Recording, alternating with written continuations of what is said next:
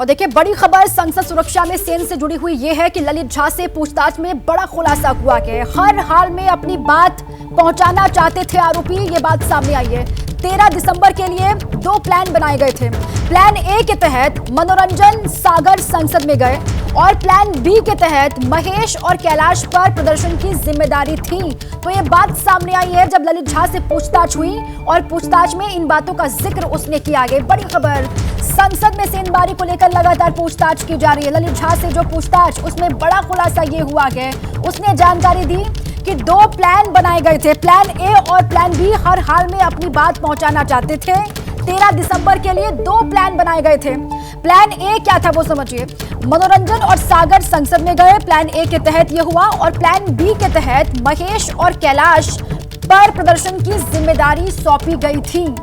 अब इसके पीछे का असल मकसद क्या है, मोटिव क्या है, ये जानने की ही लगातार कोशिश सभी से पूछताछ में की जा रही है। इस वक्त ये बड़ी खबर है, लगातार पूछताछ, और पूछताछ में ये खुलासा हुआ है ललित झा से।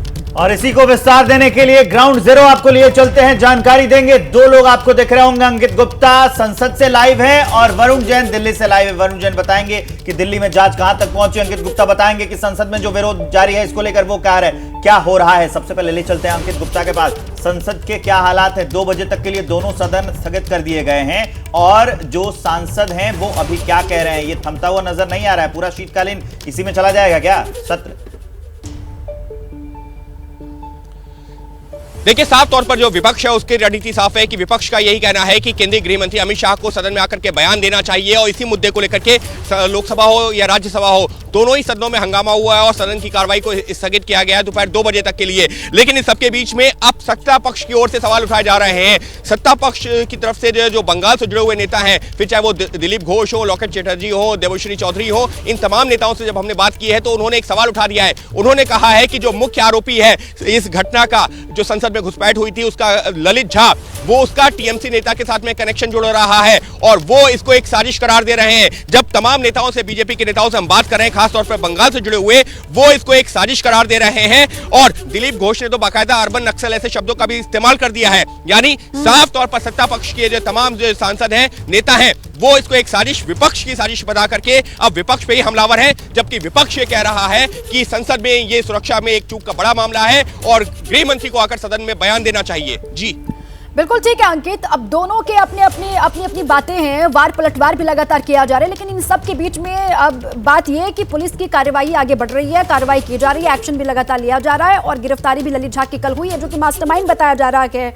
और उससे पूछताछ में और क्या खुलासा हुआ, ये वरुण जैन बताएंगे। वरुण, जरा बताइए दर्शकों को, जो पूछताछ हुई है ललित झा से, उसने क्या बताया, किस तरीके से प्लानिंग की गई थी और क्या बातें हैं? देखिए, बिल्कुल प्रोफेशनल तरीके से एक बेहद बड़ी कॉन्स्पिरेसी थी। प्लान ए के साथ प्लान बी भी तैयार किया गया था। तो पार्लियामेंट के अंदर मनोरंजन और सागर शर्मा को जाना था क्योंकि उनके पास बनने थे, ये बात तय थी। बाहर नीलम और अमोल को पार्लियामेंट के नज़दीक ट्रांसपोर्ट भवन के पास कैंडल स्मोक को जलाना था। प्लान बी में ये बात डिसाइड हुई थी कि जो महेश और कैलाश है वो भी दिल्ली पहुंचेंगे और अगर नीलम और अमोल ट्रांसपोर्ट भवन के नज़दीक पार्लियामेंट के पास नहीं पहुंच पाते हैं तो ये दोनों दूसरी तरफ से मीडिया गैलरी की तरफ जाएंगे और मीडिया कर्मी जहां पर खड़े होते हैं उनके कैमरे के सामने कैंडल स्मोक को जलाएंगे और अपना प्रदर्शन करेंगे, नारेबाजी करेंगे।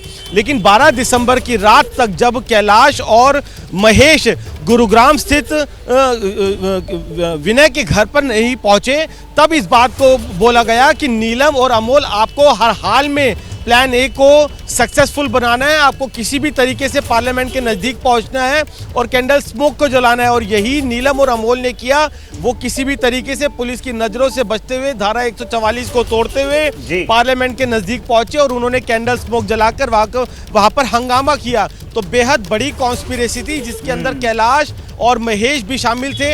अब इन सभी से पूछताछ हो रही है और ये भी जानने की कोशिश की जा रही है कि आगे कैसे कनेक्शन है, क्योंकि जो ललित झा है उसका कार भी एक कोलकाता की एनजीओ से जाकर, क्योंकि प्रदर्शन तो कर सकते हैं लेकिन इस स्तर पे कि सीधा संसद में घुस के ये किया जाए तो ये बहुत बड़ा कांड है, इसलिए कनेक्शन ढूंढना जरूरी है। ढूंढेंगे, आप दोनों हमारे साथ बने रहिए, वरुण और अंकित।